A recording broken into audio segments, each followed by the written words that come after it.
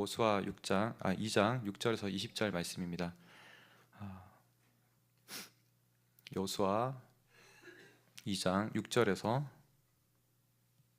20절의 말씀입니다.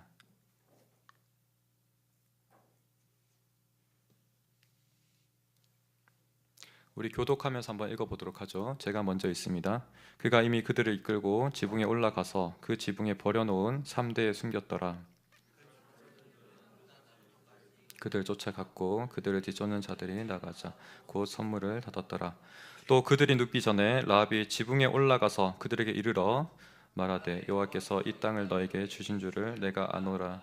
우리가 너희를 심히 두려워하고 이 땅 주민들이 다 너희 앞에서 간담이 녹나니 이는 너희가 애굽에서 나올 때에 여호와께서 너희 앞에서 홍해 물을 마르게 하신 일과 너희가 요당 저쪽에 있는 아모리 사람의 두 왕 시온과 옥에게 행한 일 곧 그들을 전멸시킨 일을 우리가 들었음이니라. 마음이 녹았고 너희로 말미암아 사람이 정신을 잃었나니 너희의 하나님 여호와는 위로는 하늘에서도 아래는 땅에서도 하나님이시니라. 그러므로 이제 청하노니 내가 너희를 선대하였은즉 너희도 내 아버지의 집을 선대하도록 여호와로 내게 맹세하고 내게 증표를 내라. 나의 부모와 나의 남녀 형제와 그들에게 속한 모든 사람을 살려주어 우리 목숨을 죽음에서 건져내라. 그 사람들이 그에게 이르되 내가 우리의 이 일을 누설하지 아니하면 우리의 목숨으로 너희를 대신할 것이요 여호와께서 우리에게 이 땅을 주실 때에는 인자하고 진실하게 너를 대우하리라. 그들을 창문에서 줄로 달아 내리니 그의 집이 성벽 위에 있으므로 그가 성벽 위에 거주하였음이라.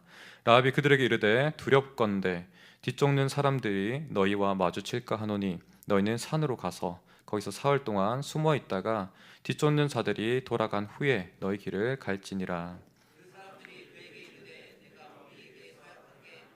이 맹세에 대하여 우리가 허물이 없게 하리니 우리가 이 땅에 들어올 때 우리를 달아내린 창문에 이 붉은 줄을 메고 내 부모와 형제와 내 아버지의 가족을 다 내 집에 모으라. 누구든지 내 집 문에 나와서 거리로 가면 그의 피가 그의 머리로 돌아갈 것이요 우리는 허물이 없으리라. 그러나 누구든지 너와 함께 집에 있는 자에게 손을 대면 그의 피는 우리의 머리로 돌아오려니와 내가 우리 함께 읽겠습니다. 내가 우리의 이 일을 누설하면 내가 우리에게 서약하게 한 맹세에 대하여 우리에게 허물이 없으리라 하니. 아멘. 주님의 말씀이었습니다. 우리가 부르심의 사람 시리즈를 어느덧 마지막입니다. 마지막이란 방점, 또 한편으로는 수련회 또한 청년 2부가 마치고 다시 드리는 예배라는 점, 수련의 주제가 정결함이라는 주제였다는 것, 그리고 또 한편으로는 이 부르심의 사람이라는 부분들, 이 모든 것들이 교차해서 우리가 마지막 하모니로서 이 시간을 마친다 이렇게 생각됩니다. 이야기 복잡하죠. 뭔 말인고 싶죠. 네, 지금까지 우리가 수련회부터 그리고 이 부르심의 사람들 다 쭉 이어가면서 다 하나의 이야기였다는 거예요. 다른 이야기가 아니라 하나의 이야기고 여러분들 안에서 그것이 분명히 영향력 있게 들려야 한다는 것, 어떤 한 사람도 빠짐없이. 근데 제 눈에는 꽤나 이게 들리지 않는 사람들이 있는 것 같다. 그래서 이 마지막 기회니 꼭 마지막 기차를 타시기 바랍니다 라는 이야기를 하고 있는 거죠. 이 이후에도 제가 여러분들을 향해서 AS 애프터 서비스를 하겠지만 이 시간 여러분들 정말 귀담아 들으시는 시간 되기를 간절히 축복합니다. 아멘. 여러분, 우리가 오늘 살피는 이 사람은 누구냐 하면 기생 라합이라고 이야기합니다. 근데 이 기생 라합은 우리가 이 여호수아 본문 가운데서 가장 처음에 마주하는 사람이지만 이 사람이 죽고 난 다음에 또 기억됨을 우리가 나중에 한참 뒤에 살피게 됩니다. 어디서 살피게 되냐면 뜻밖에도 예수님의 족보 가운데 살피게 되어요. 여러분, 우리가 이 두 가지가 상충하는 가운데서 이게 무슨 의미인지 여러분 살필 수가 있어야 됩니다. 분명히 기생 라합, 몸을 파는 창녀와 같은 사람이죠. 근데 한편으로는 이 사람이 지금 예수님의 족보 가운데 올라가 있다라는 거예요. 네, 무슨 의미입니까, 그죠? 또 한편 이 사람의 본문, 우리가 이 지금 여호수아 2장의 본문을 살피는 가운데 이 사람은 한편 거짓말을 합니다. 거짓말을 해요. 물론 살기 위해서 선의의 거짓말이라고 할 수 있습니다. 그래서 이 본문을 살피는 가운데 많은 사람들은 그리스도인이 선의의 거짓말을 해도 되는가, 또는 하면 안 되는가, 이런 질문들을 던지면서 이 본문을 살피곤 합니다. 여러분, 선의의 거짓말 해도 되나요, 안 되나요? 목장 시간에서 나눠주시길 바랍니다. 네, 여러분들 늘 항상 그때 가서 이야기하잖아요, 그죠? 네. 선의의 거짓말 해도 될까요, 안 될까요? 네. 갑자기 왜 대답을 하신 거죠, 갑자기? 네. 근데 다시 한번 물어볼게요. 선의의 거짓말 해도 되나요, 안 되나요? 지금 대답해서 좀 놀란 거예요, 방금. 안 된다고 그러길래. 놀랍습니다, 여러분들. 정말 진심으로 하나님 은혜가 여러분들과 함께하는 것 같아요. 제가 생각하기도 하면 안 됩니다, 여러분들. 선한 거짓말을 했을 때 이거는 뭔가 포장되어 있는 거예요. 선한 거짓말을 한다고 할 때 이 기준은 뭘까요, 여러분들? 하나님이 그것을 기준해서 야, 그 거짓말은 선한 거야, 저 거짓말은 나쁜 거야, 이렇게 판단해 주시는 걸까요? 그렇지 않습니다. 내 기준에서 이 선한 거짓말을 판별하는 거예요. 여러분 집중하시기 바랍니다. 옆에 사람도 그냥 다 내버려 두세요. 나부터 살아야 되는 거예요, 여러분들. 네. 내가 죽는데 옆에 사람 살 수 없습니다. 나부터 살아야 돼요. 이 말씀은 지금 직진해서 여러분들의 마음을 향해 오고 있습니다. 옆에 사람 신경 쓰여서 웃음이 나오면 자리를 옮기시기 바랍니다. 진지하게 목사로서 권면합니다.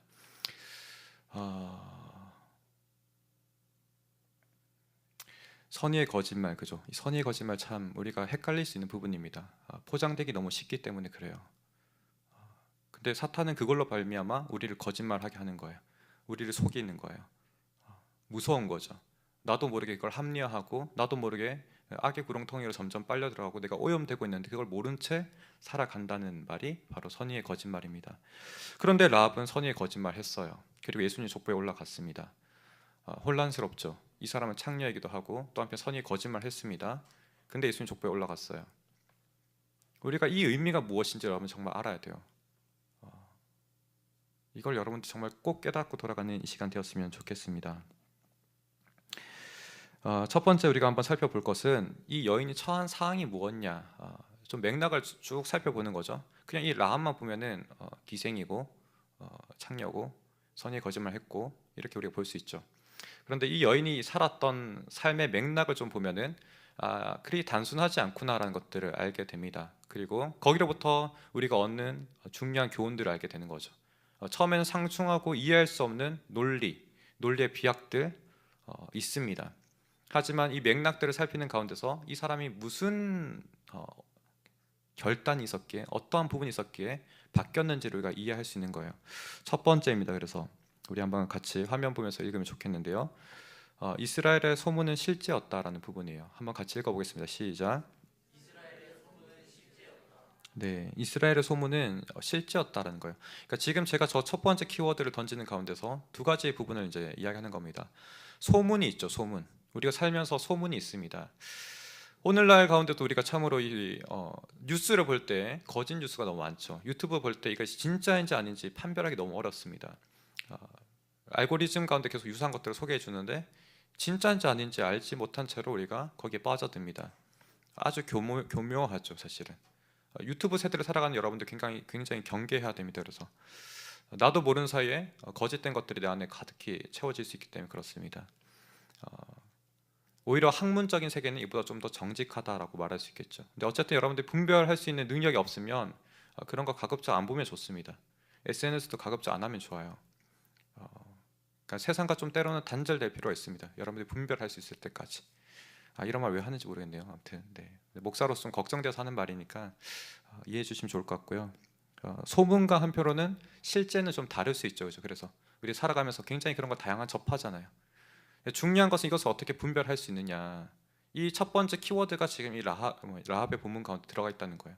소문과 실제를 어떻게 우리가 판별할 것인가. 우리가 중요한 부분을 보는 가운데서 10절의 말씀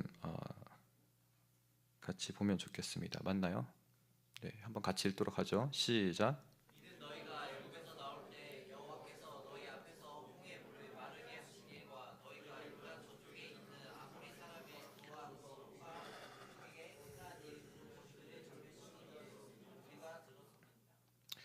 여러분 여러분 제가 좀 양해의 말씀 좀 구할게요. 제가 너무 사실 물리적으로 시간이 좀 없는 삶을 살고 있어요. 저는 사실 소원하는 게 뭐냐면 요즘 하루에 2가지 큐티 본문을 가지고 정말 진실하게 묵상하는 삶을 저는 추구하고 있습니다. 제 삶의 첫 번째 우선순위예요. 그런데 요즘 이것이 2번째, 3번째로 밀리곤 합니다. 사역자로 살고 있으니까 저를 우선하기보다는 때로는 여러분들을 우선해야 되는 거예요. 그러니까 이게 밀리는 겁니다. 한편 애통함이 있죠. 왜 자꾸 이게 밀릴까? 괴롭습니다. 근데 어제 감동 주신 게 뭐냐면 하나님께서는 율법의 총 요약은 그거죠. 하나님을 사랑하고 또 한편 너 자신과 같이 내 이웃을 사랑하라고 이야기했잖아요. 그죠? 제가 소중한 만큼 여러분들이 너무 소중한 거예요. 그래서 제가 시간을 할애해서 제가 묵상대로 못한다 할지라도 제가 원하는 방식대로 못한다 할지라도 그것을 내려놓고 여러분들을 챙겨야겠다. 그것이 또 한편 하나님께서 옳게 보신다 이런 생각을 가집니다. 근데 반대로 제가 서툰 부분들이 여전히 뭔가 있을 거예요. 그런 부분 중에 하나가 제가 설교하는 부분에 있어서 오늘 매끄럽지 않을 수 있습니다. 근데 저는 하나님 앞에 정말 정직하게 준비했다라고 생각되고 매끄럽지 않다 할지라도 좀 이해해 주시면 좋을 것 같습니다. 우리 첫 번째 저기 10절 말씀 가운데 보아야 되는 것은 이는입니다. 이는. 왜 이는이 중요하냐면 지금 저 여인이 한편으로는 감담이 녹았다라고 9절에서 말해요. 간담이 녹았다. 어떤 소문을 듣고서 지금 이 여인은 지금 결단을 내린 거예요. 이전과 없던 새로운 결단을 내립니다. 도저히 이대로는 안 되겠다라는 결연한 결단을 내린 거죠. 원래는 이 여인은 죽어 마땅한 존재였습니다. 하나님께서 심지어 그 땅의 사람들 다 진멸하라고 이야기했어요. 명령으로 내려왔고 이제는 죽어도 마땅한 상태인 거죠.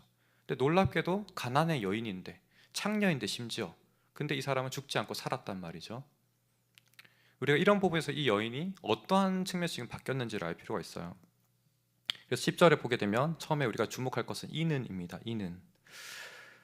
어떤 소문을 들었다는 거죠. 의미 있는 소문이 그에게 들려졌다라는 것을 우리가 보게 됩니다. 그냥 움직인 것이 아니라 분명한 이유가 있어서 이 사람은 지금 다르게 반응했다라고 이야기합니다. 다시 한번 2장 10절을 보게 되면 이는 너희가 애굽에서 나올 때에 여호와께서 너희 앞에서 홍해에 물을 마르게 하신 일과 또 그 뒤에 읽어보면 여기서 한번 구분할 필요가 있어요. 그 다음에 또 읽는 것은 너희가 요단 저쪽에 있는 아모리 사람의 2왕 시온과 옥에게 행한 일 곧 그들을 절멸시킨 일을 우리가 들었음이니이다. 지금 2가지 포인트가 들려지고 있는 거예요. 그런데 여러분들이 이스라엘 지도를 잘 안다면은 이 거리감을 느낄 수 있어야 돼요. 첫 번째는 이집트에서부터 뭔가 어떤 일을 출발하는 거예요. 가나안이 여기 있으면 여기에 광야가 있고 여기에 이집트가 있는 거죠. 거리가 좀 느껴지나요? 근데 첫 번째 일은 이 이집트로부터 빠져나온 일이에요. 근데 조금 더 우리가 더 깊이 나가면 아브라함 시대 때 원래 이 땅을 살았던 사람이 이스라엘 백성들이었습니다. 거기서 70명이 내려온 거죠. 400년 전에. 어느 정도 이런 스토리들이 이 사람들이 공유하고 알고 있었을 겁니다. 내려와서 이 이집트에서 살게 됐어요. 그런데 종살이 했어요. 이런 것까지 다 알고 있을 겁니다. 근데 한편으로는 이제 나와야 되는데 하나님께서 이것을 구원 역사를 이끄시는 거죠. 열장 내리시고 홍해 바다 가르시고 이끄시는 거예요. 굉장히 거리가 먼 이야기지만 너무 놀라운 이야기 때문에 들립니다. 근데 여러분 이거 믿을 수 있는 지금 소문입니까? 사실 홍해 바다가 말랐어요. 바다가 말랐어요. 여러분들 믿을 수 있는 일입니까? 우리 믿기 힘든 일이잖아요. 그죠? 우리도 사실 주변에 그런 비슷한 일들이 있습니다. 하나님 역사를 간증하는 우리 믿음의 분들이 분명히 계세요. 그때 여러분 그 말을 들었을 때 저거 정말 믿을 수 있는 이야기인가? 정말 저거 실제 했던 일일까? 사람들이 웅성웅성거리고 굉장히 내가 봤다, 진짜다. 이집트가 이제 꽤나 약해졌고 크게 데미지를 입었다 이런 이야기를 하는데 저게 진짜일까?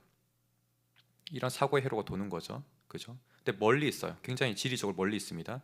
점점 올라와요. 광야 땅에서 근데 살아가요, 이 사람들이.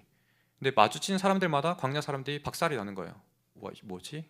이런 소문도 들립니다. 근데 이 땅에서 지금 40년을 살았대요. 이런 소문도 들리는 거예요. 가까워졌죠. 일단 가까워져서 꽤나 분명한 소리처럼 들립니다. 그리고 더 한층 올라와서 아모리 족속 시온과 혼이 여기서 완전 또 박살나죠. 요단강 절 반대편인데 이 요단강을 마주하고서 여리고성이 있고 이 반대편은 민족들이 있었는데 완전 전멸한 거예요. 그게 지금 우리가 2번째 읽었던 너희가 요단 저쪽에 있는 아모리 사람의 2왕 시온과 옥에게 행한 일, 곧 그들을 전멸시킨 일을 우리가 들었습니다. 가까이 있는 일인 거예요. 정말 생생하게 울리는 거예요. 마치 그런 거죠. 여러분들 옆집에 때로는 부부싸움 하는 집이 있습니까? 저는 가끔씩 들립니다. 아이가 비명 지르고요. 뭔가 물건이 날아가지 않지만 좀 더 과장한다면 물건이 쨍그랑거리고요. 그릇이 날아갑니다. 눈으로 보지 않지만 그 소리가 의미한 게 뭡니까, 여러분들? 그 집에서 싸움이 났다라는 거죠. 그 집이 난리가 났다는 거죠. 우리가 소리라는 것은 때로는 그게 분명하지 않지만 꽤나 실체적이다. 옆집에서 들린다면 너무나 꽤나 실제적이다. 그래서 저희 집도 때로는 한번 경찰 신고한 적이 있습니다. 저 아이가 괜찮을까? 이런 느낌. 여러분들 이런 부분처럼 지금 우리에게 때로는 실제적인 이야기가 점점 가까이 다가왔을 때 우리에게 굉장히 분명하게 들린다는 거죠. 근데 여기에 대해서 사람들은 반응이 두 가지로 갈린다는 거예요. 여리고 사는 사람들은 두려웠다라고 이야기합니다. 분명히 모두가 두려웠어요.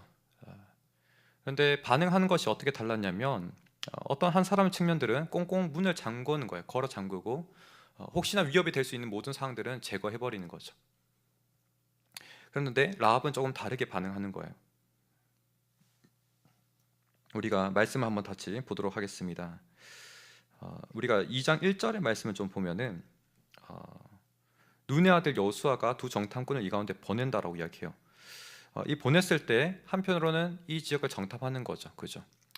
여러분, 이 여리고 성을 정말 여러분 좀 잘 보셔야 되는데요. 어떤 부분이 그러냐면 지금 우리가 분명히 역사적인 사건입니다. 근데 한편은 이게 우리의 마음의 문과 같아요. 우리의 마음의 문은 요단강이라는 어떤 경계선이 있습니다. 그리고 여러분들의 마음은 철옹성 같은 여리고예요. 여리고예요. 근데 하나님께서는 여러분들을 찾아가시고 만나시기 위해서 정탐꾼을 먼저 보내시는 거예요. 우리가 이렇게 이해를 해야만 합니다. 그 정탐꾼이 여러분들 마음 가운데 쑥 들어오는 거예요. 들어옵니다. 그래서 여러분들 안에 뭐가 있는지 살피는 거죠. 무엇이 들었는지. 근데 정말 이 가운데서 마음이 녹았다. 정말 내가 오늘 끝장날 수도 있겠구나. 정말 이제 이스라엘 백성들이 내 앞에 섰고 조금 있으면 큰일 나겠구나. 이 아까 전에 소리를 제가 이야기했었는데 소리가 이렇게 날아와요. 그죠? 근데 어떤 건지 모르는데 굉장히 두려운 소리가 날아와요. 소리가 여기까지 왔습니다. 그럼 어떻게 해야 돼요? 여러분들 사실은 나도 모르게 일단 물리적 피해야 되잖아요. 그죠? 우리가 이미 이것을 맞닥뜨리는 순간 되면은 내 목이 날아가고 있겠죠. 이미 맞은 채로 내가 이것을 판별하겠다 그러면은 나는 이미 끝장나 버리는 거예요. 만약에 제가 정말 칼을 휘두르는데 이것을 내가 맞고 난 다음에 이게 뭔지 알겠다 하면은 이미 늦었단 말이라는 거죠. 네, 그런 지금 장면들이 우리 가운데 펼쳐져 있고 아직 여기 슉 날아오기 전에 마지막 기회처럼 정탐꾼을 이 가운데 보내신 거예요. 근데 이 정탐꾼이 들어왔는데 여러분들이 한편으로는 라합이라는 입장이 되어 보십시오. 그러면 이 정탐꾼과 뭔가 접촉점을 가지려고 이러면 애들을 쓸 거예요. 왜냐하면 지금 철옹성같이 갇혀져 있고 아무도 이것을 나갈 수가 없습니다. 뭔가 반란의 분자들이 있으면 제거하겠죠. 위협이 싹여 있으면 감옥에 가두겠죠. 이 성을 도피하겠다는 사람도 있으면 즉결 처형하겠죠. 저라면 그럴 것 같습니다. 아무도 나갈 수 없어요. 방법을 구상하는데 너무나 어렵습니다. 하지만 나는 분명히 살아야겠노라고 간절한 사람이 라합과 같은 사람인 거죠. 근데 너무나 우연의 일치와 같이 1절에서 어떻게 이야기하냐면 눈의 아들 여호수아가 십딤에서 두 사람을 정탐꾼으로 보내며 이르되 가서 그 땅과 여리고를 엿보라 하매 그들이 가서 라합이라 하는 기생의 집에 들어가 거기서 유숙하더니 두 정탐꾼이 들어갔는데 너무나 신기하게도 간절한 사람, 정말 나는 반드시 살아야겠다라고 간절한 사람, 그 집에 들어갔다는 거예요. 여러분, 하나님의 일하심과 사역하심은 이와 같습니다. 정말 너무나 간절한 그 심령을 찾으세요.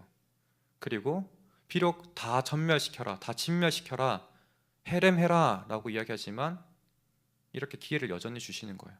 왜냐하면 하나님의 심판은 늘 예고하시고 점점 차츰차츰 다가오시고 마지막엔 다 드시지만 마지막 직전까지도 기회를 주신 분이 하나님이시기 때문에 그래요. 저 또한 여러분들에게 사역을 할 때 그와 같이 하는 거예요. 정말 목사로서 모든 애정을 다해서 여러분들에게 이야기하고 제발 반응해다오, 제발 이렇게 가야 된다 이야기하지만 어느 순간이 되면 더 이상 그것이 여러분들에게 의미 없이 될 수 있습니다. 여러분들 기회가 있을 때 정말 이 말을 하나님께서 여러분들 하시는 말씀처럼 들어주시기를 간절히 소원합니다. 이 여리고성의 이야기가 곧 여러분들의 이야기가 되었으면 좋겠습니다. 라합의 결단처럼 여러분들 결단하셔야 돼요. 이 정탐꾼들을 만나셔야 돼요.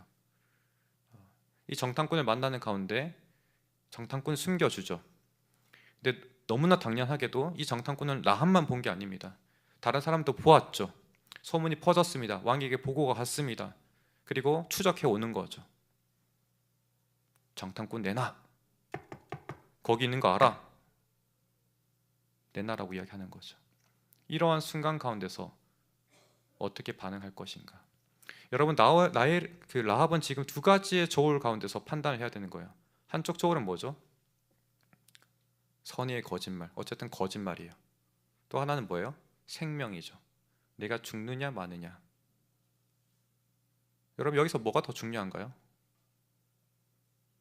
뭐가 더 중요해요? 뭐가 더 중요하십니까, 여러분들? 생명이 더 중요하죠, 그죠? 이것과 같은 거예요, 여러분들. 우리가 살아가면서 가장 중요한 것은 생명입니다, 여러분들. 그 생명보다 더 중요한 게 없어요. 근데 사람들은 이걸 잘 모르죠. 뭔가 선의의 거짓말, 뭐든 뭔가 부정한 것들이 있어요. 창녀든, 때로는 몸에 문신한 거든, 뭐든, 담배 피는 거든, 술 마시는 거든, 이런 게 있어요.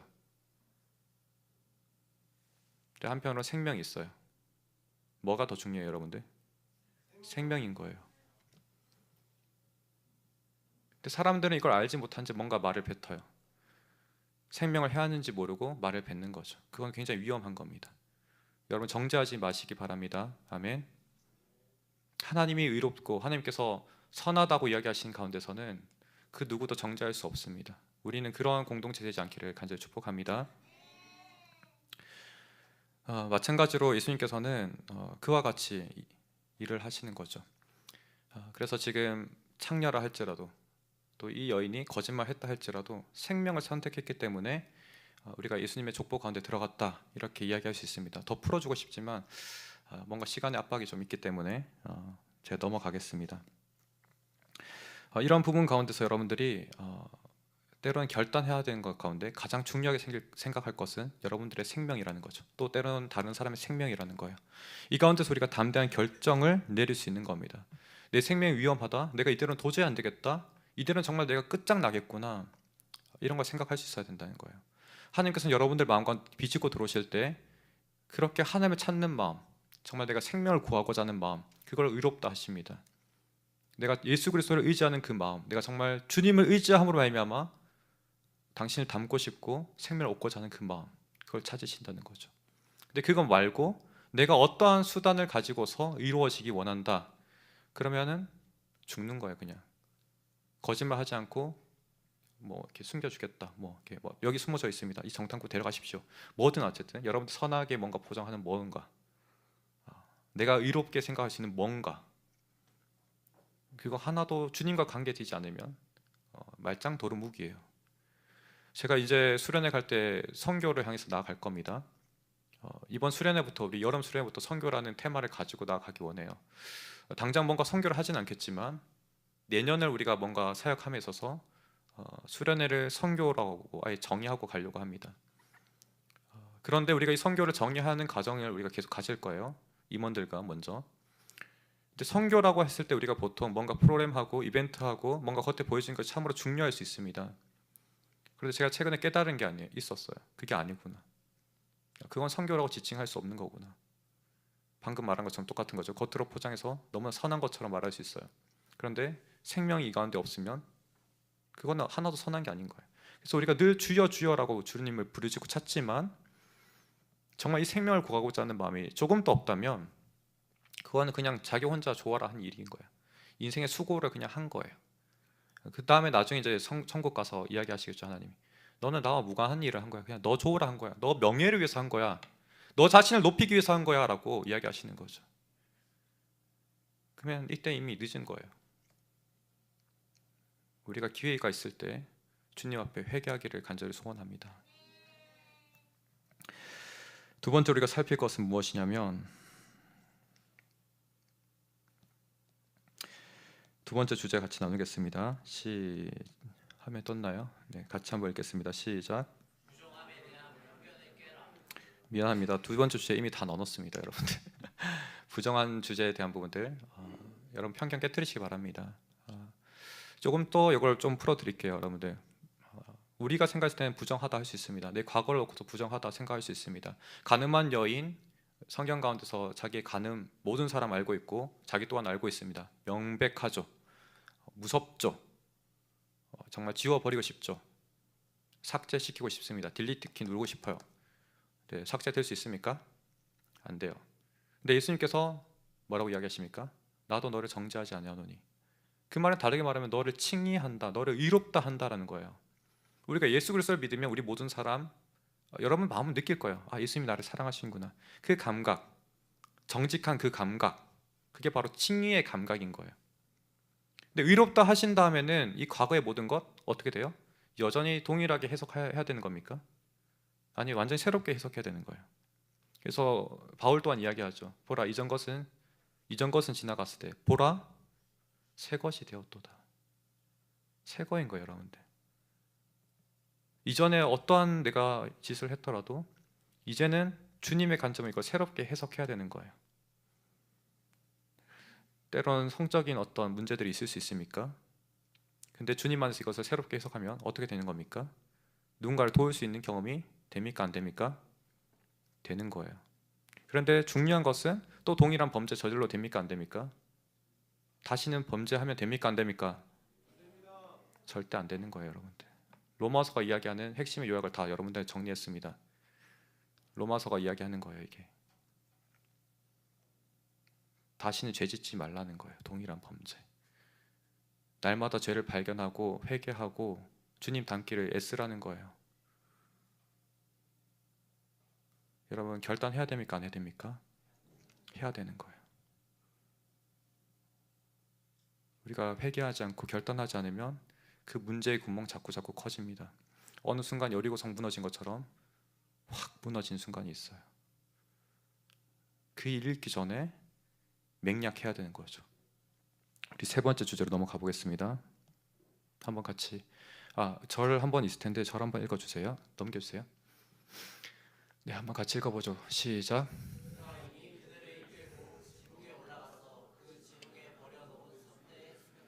그렇죠. 저기가 이야기하는 게 뭐냐면 지금 거짓말 한 거예요. 선의의 거짓말 했어요. 왔는데 없다. 쟤네들 이미 도망갔다. 반대쪽으로 가봐라 하고 멀리 보낸 거예요. 선의의 거짓말이죠. 사실 교회사 가운데서 이런 일들이 많습니다, 여러분. 일제 시제 가운데서도 성당에 들어와서 누군가 숨겨줬어요. 믿음의 선한 사람들, 신자들. 그리고 사제들이 나와서 이야기하죠. 여기 없습니다. 이미 저 멀리 갔어요. 선의의 거짓말입니다. 생명을 위해서 선의의 거짓말 한 거예요. 저는 그것은 분명히 성경적이고 바르게 했다고 생각됩니다. 지금 이 여인 또한 동일한 거예요. 자기가 살기 위해서, 생명을 위해서 보내줬다라고 거짓말하는 거예요. 근데 실제로는 저 뒤에 숨겨져 있죠. 자기 집에 있어요. 근데 이러한 거짓말, 선의의 거짓말을 했다 할지라도 진정한 자기 생명을 걸고 하고 있는 거죠. 발각되면 자기가 죽는 거예요. 그렇지만 진짜 영원한 생명을 위해서 자기 생명을 걸고 있는 거죠. 우리가 결단하고 결의한다는 것은 이런 의미를 가지고 있습니다. 여러분 전체를 다 드려야 돼요. 전체를 내걸듯이 살아야 돼요, 여러분들. 가령 여러분들 어떤 컴퓨터에 이렇게 비밀한 파일 폴더 방에 그런 은밀한 것들이 잔뜩 저장되어 있습니까? 다 지우십시오, 여러분들. 어떤 부정한 사이트에 가입된 게 있습니까? 다 삭제하십시오. 다시는 하지 않겠다고, 다시는 주님 앞에서 이 모든 것들을 털어내버리겠다고 결단하십시오. 다시는 동일한 범죄를 저지르지 않겠다고, 내 인생을 걸고서, 내 목숨을 걸고서 그렇게 내가 결단하겠다고 그렇게 결단하십시오. 아멘이십니까? 우리가 세 번째 주제로 나와 보도록 하죠.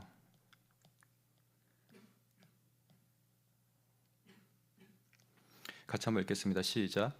맹약의 붉은 줄을 내리고 기다려야 한다. 네, 우리가 맹약의 붉은 줄을 내리고 기다려야 합니다. 우리가 때로는 하나님의 시간과 하나님의 때가 분명히 있습니다. 이것은 우리가 좋은 측면도 있고 나쁜 측면이 있죠. 심판의 성격이 바로 그와 같습니다. 심판과 구원은 늘 붙어 있거든요. 이게 딱 닿는 순간 누군가에게 심판이 되고 누군가에게는 구원이 되는 거예요. 그럼 믿는 신자들은 뭡니까? 이 하나님의 때가 되면은 춤추고 난리 나고 잔치가 펼쳐지는 거죠. 저 또한 그날을 간절히 기다립니다. 빨리 왔으면 좋겠어요. 근데 여러분들에게 여전히 기회가 있는 거죠. 여기에 함께 할지 함께 하지 못할지. 저는 그래서 여러분들한테 계속 메시지를 던질 거예요. 함께 합시다. 주님의 선한 일에 함께 동참합시다. 함께 가셔야 됩니다. 따라오세요. 따라오세요. 따라오세요. 근데 어느 순간 이걸 따라오지 못하고 그러면 이제 저도 어려운 거죠. 도울 수가 없어요. 돕고 싶어도 도울 수가 없어요. 분명히 그때는 올 겁니다, 여러분들. 우리 공동체 안에서도 이미 올 거예요. 이게 어떻게 보면 성경에서는 우주적인 영원한 종말이 있기도 하지만 우리 인생 가운데서 그런 종말도 늘 찾아오는 거예요. 성큼성큼 다가오는 거예요. 여러분들 그것을 분명히 알고 놓치지 마시기를 다시 한번 간구합니다. 맥락의 붉은 줄, 우리 12절 말씀 한번 먼저 보도록 하죠. 2장 12절 말씀 혹시 없나요? 한번 우리 같이 화면 보지 않고 각자 펼쳐 성경 보고 읽도록 하겠습니다. 시작. 그러므로 이제 청하노니 내가 너희를 선대하였은즉 너희도 내 아버지의 집을 선대하도록 여호와로 내게 맹세하고 내게 증표를 내라. 우리가 이 말씀을 보게 되면 지금 자기가 생명 걸었다는 거예요. 그리고 내가 그거에 있어서 이렇게 했으니 나를 살려달라는 거죠. 맹약한 겁니다. 네, 우리가 한편 20절의 말씀도 이어서 보도록 하겠습니다. 나머지 부분 여러분 좀 상세하게 한번 읽어보시고요. 20절 말씀 있습니다. 시작. 내가 우리의 이 일을 누설하면 내가 우리에게 서약한 한 맹세에 대하여 우리에게 허물이 없으리라 하니. 지금 20절 말씀을 보게 되면 한편으로는 이걸 누설하면 안 되는 거예요. 그죠? 지금 라합에게 지금 이야기하는 거예요. 이 사람들이. 그래. 정탐꾼이 이야기합니다. 그래. 내가 너희를 성대할게. 나 또한 목숨을 걸고 선대할게. 너도 목숨 걸었잖아. 나도 목숨 걸고 지켜줄게. 얘기하는 거예요. 정탐꾼의 말이지만 누구의 또 동시에 말이에요?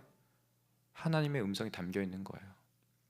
정탐꾼이 약속한 것 곧 하나님 백성이기 때문에 또 동시에 하나님께서 약속을 지키신다 안 지키신다? 지키신다. 그게 생명을 걸고 지키신다. 그렇기 때문에 이 족보 가운데 누가 들어갔다? 라합이 들어갔다. 예수님의 족보인데 그토록 정결하고 흠없을 만한 족보인데 라합이 들어가 있어서 샛별과 같이 반짝반짝 빛나더라. 우리 모두 다 동일하게 그렇게 설 수 있습니다. 아멘. 근데 여기서 한편으로는 이야기하는 거죠. 조건이에요. 조건적이에요. 너가 누설하면 된다 안 된다? 그러니까 반대로 말하면 너가 이렇게 결단했어. 중간에 변절하면 돼 안 돼? 안 된다. 한결같은 결연한 결단을 이야기하고 있는 거죠. 목숨을 건 결단, 더 이상 반복하지 않겠다는 그 결단. 내 힘으로 물론 안 될 수 있습니다. 그렇기 때문에 우리는 늘 누구를 의지합니까? 예수 그리스도를 의지하는 거고, 또 동시에 교회 가운데 누가 필요한 거예요? 공동체가 필요하고 목사가 필요하고. 근데 좀 여러분 이렇게 직책을 너무 신경 쓰지 말았으면 좋겠어요. 전 목사지만 제 안에 내면을 좀 봐줬으면 좋겠어요. 우리가 뭐 목사, 장로, 권사 다 중요하지만 그 껍데기 보지 마세요. 어떤 분들은 그런 직감 하나도 없고 성도로 살아간다 할지라도 저보다 훨씬 뛰어날 수 있습니다. 여러분 뭔가 울림을 느끼세요. 그죠? 그게 참 중요합니다. 저는 때로는 저보다 낫다고 하는 사람들이 있어요. 그 사람들을 주목하라는 거죠. 왜 그렇게 이야기하겠어요? 여러분들을 위해서 이야기하는 거예요. 저를 위해서 그렇게 이야기한 거 절대 아닙니다. 근데 저는 1년간 내내 그런 이야기를 했어요. 그러니까 여러분 들으셔야겠죠, 그죠? 저는 분명히 이야기하고 있습니다. 그래서 이런 부분에서 중간에 변절하게 되면 끝난다. 우리가 지킬 의무가 없다. 나 또한 생명을 걸고서 지킬 이유가 없다. 그런 이야기를 하는 거죠. 여러분 모두 다 결연한 결단으로서 주님의 은혜에 편승하시기를 간절히 소망합니다. 우리 함께 찬양하며 예배 더욱더 주님 앞에 기도로 나아가기 원합니다.